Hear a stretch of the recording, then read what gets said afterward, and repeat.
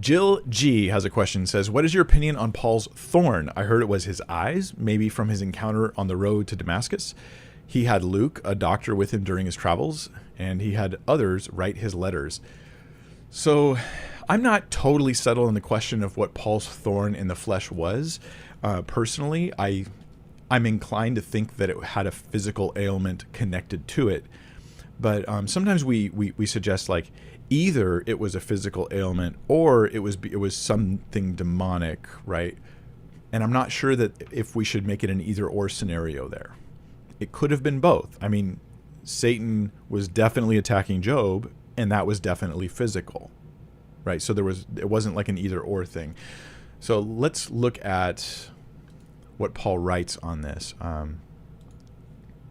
So to keep me from becoming conceited because of the surpassing greatness of the revelations, a thorn was given me in the flesh.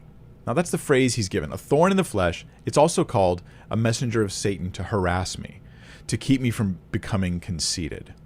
3 times I pleaded with the Lord about this, that it should leave me. Notice the terminology, he calls it an it, not a he, right? But he said to me, my grace is sufficient for you, for my power is made perfect in weakness. Therefore I will boast all the more, this is interesting, I will boast all the more gladly of my weaknesses, so that the power of Christ may rest upon me. So here's what we've got with a little bit of information. Paul introduces it as a thorn in the flesh. Okay, that sounds like a physical ailment. The description sounds physical. Do I think it's a literal thorn? No. It was something physical that was like a thorn in his flesh. Okay. He also calls it a messenger of Satan. This implies there's some sort of supernatural, demonic, satanic type activity behind it. But does that make it a demon? Is it actually a demon that's harassing him? I don't think so.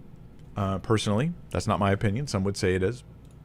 That the whole thing is just a demon. I think rather a satanic, God allowed, like with Job, he allowed Satan to mess with Paul in some fashion, but God's going to use it to keep him humble. He pleads with God that it should leave me. Well, the leaving me part probably refers to the way he introduced it, the thorn in the flesh, which sounds again like a physical thing. He says, my grace is sufficient, my power is made perfect in weakness. And when he talks about boasting in his weaknesses, this implies something new, I think, about this. Thorn in the flesh manifests weakness in Paul when it comes to his functions in ministry. Okay, well, that's interesting. So you could think that it's like a demon who just keeps like whispering in Paul's ear or something like that. But I think that more likely, because if it was just a demon that constantly stayed with him, there's the casting out of demons, which was pretty common and normal at the time, and he doesn't seem to be talking about it in terminology that fits like the casting out of a demon. Instead, he identifies it as with not him an attack he's experiencing, but rather a weakness that is ongoing in his life. So trying to figure out what this is, I'm thinking it's probably physically related, spiritually caused, but physical in result, and it's not a demon that's constantly with him, harassing him, but rather that some sort of like Satan or one of his minions is the source of this thorn in the flesh. But the thorn in the flesh itself is a physical weakness of some kind. So I think that we can piece together other things which you've mentioned in your question here, Jill. And there are things where Paul's writing and he says like, see with what large letters I've written you. And it seems that when Paul wrote with his own hand, he wrote very large letters. And this may be because you could say he had vision problems. There's not really a lot of other reasons to write big letters, unless it's like a physical, maybe his arm is damaged, his arms are damaged. And so, when he writes, he's handicapped. So then he writes large letters because he doesn't have the fine motor control. That would also potentially explain it. But then there's the letters to the Corinthians where Paul says to them, like, you would have plucked out your eyes and given them to me. This is a really interesting, let me see if I can find the passage real quick. And not really, no. Oh yeah, I know, Galatians. That's why I couldn't find it. I had the wrong book in my head. So in this book, he says, it was because of a bodily ailment that I preached the gospel to you at first. He had some sort of physical affliction, and that's why he preached to them in Galatia. He was going to maybe go somewhere else, and he detoured, perhaps stuck in Galatia. See, some sort of physical ailment. That's why he stuck around. That's why he preached the gospel to them. And though my condition was a trial to you, you did not scorn or despise me, but received me as an angel of God in Christ Jesus. Now, it's natural to assume that Paul, whose handkerchief would heal people when he had a physical ailment, would appeal to Jesus for healing. But God doesn't heal him. There's some prolonged period of time, and it causes him to preach in weakness. Okay, this sounds a lot like the thorn in the flesh, doesn't it? So at least it fits it well. Then he says, what then has become of your blessedness? For I testify to you that if possible, you would have gouged out your eyes and given them to me.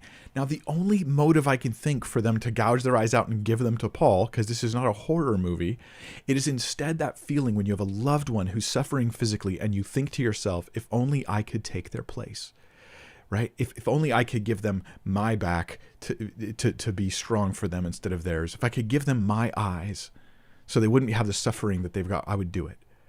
This seems to say I had a bodily ailment that was pretty significant and affected my eyes a lot. And he had it for a significant period of time. And Paul then in another place refers to this thorn in his flesh. This is probably the same thing. So I'm thinking that the bodily ailment has something to do with his eyes. This could mean just poor vision. Okay, that's possible. But it could also mean other things. There's all kinds of weird eye diseases and stuff like that you can get. It would be a trial to you. His condition would be a trial to them. That potentially could have caused them to scorn and despise him. Okay, well, that's not just you're having bad vision, like you got, you're nearsighted or something.